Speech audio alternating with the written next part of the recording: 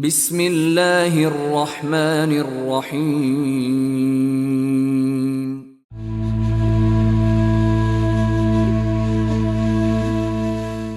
رسول کریم صلی اللہ علیہ وآلہ وسلم نے فرمایا کہ جسے اللہ نے مال دیا اور اس نے اس کی زکوٰۃ نہیں ادا کی تو قیامت کے دن اس کا مال نہایت زہریلے گنجے سانپ کی شکل اختیار کر لے گا۔ اس کی آنکھوں کے پاس دو سیاہ نقطے ہوں گے جیسے سانپ کے ہوتے ہیں، پھر وہ سانپ اس کے دونوں جبڑوں سے اسے پکڑ لے گا اور کہے گا میں تیرا مال اور خزانہ ہوں۔ اس کے بعد آپ صلی اللہ علیہ وآلہ وسلم نے یہ آیت پڑھی، اور وہ لوگ یہ گمان نہ کریں کہ اللہ تعالیٰ نے انہیں جو کچھ اپنے فضل سے دیا ہے وہ اس پر بخل سے کام لیتے ہیں کہ ان کا مال ان کے لیے بہتر ہے، بلکہ وہ برا ہے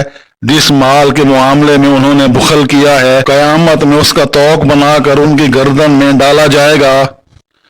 حسن بن جابر بیان کرتے ہیں کہ مقدام بن معدی کرب کندی رضی اللہ تعالی عنہ نے کہا کہ رسول اللہ صلی اللہ علیہ وآلہ وسلم نے خیبر کے دن گدھا اور اس کے علاوہ کئی چیزوں کو حرام کیا۔ پھر آپ صلی اللہ علیہ وآلہ وسلم نے فرمایا قریب ہے کہ ایک آدمی اپنی چارپائی پر تکیہ لگائے ہوئے ہو، جب میری کوئی حدیث اس سے بیان کی جائے تو وہ کہے ہمارے اور تمہارے درمیان اللہ کی کتاب ہے، جس چیز کو ہم اس میں حلال پاتے ہیں اسے حلال کریں گے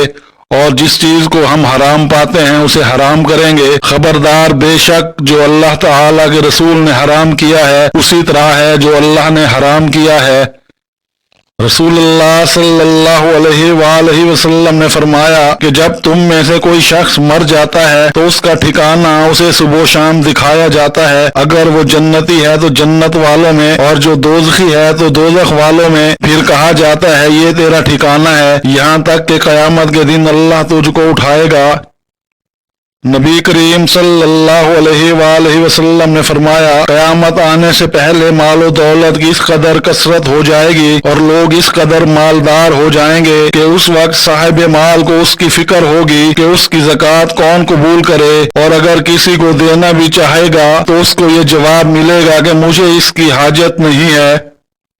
یعلا بن حکیم بیان کرتے ہیں سعید بن جبیر نے ایک دن نبی صلی اللہ علیہ وآلہ وسلم کی حدیث بیان کی تو ایک آدمی نے کہا قرآن میں اس کے خلاف ہے۔ انہوں نے کہا کیا میں دیکھ نہیں رہا کہ میں تمہارے پاس رسول اللہ صلی اللہ علیہ وآلہ وسلم کی حدیث بیان کر رہا ہوں اور تو قرآن کے ذریعے اس کو عیب لگا رہا ہے؟ رسول اللہ صلی اللہ علیہ وآلہ وسلم تجھ سے زیادہ قرآن کو جانتے تھے۔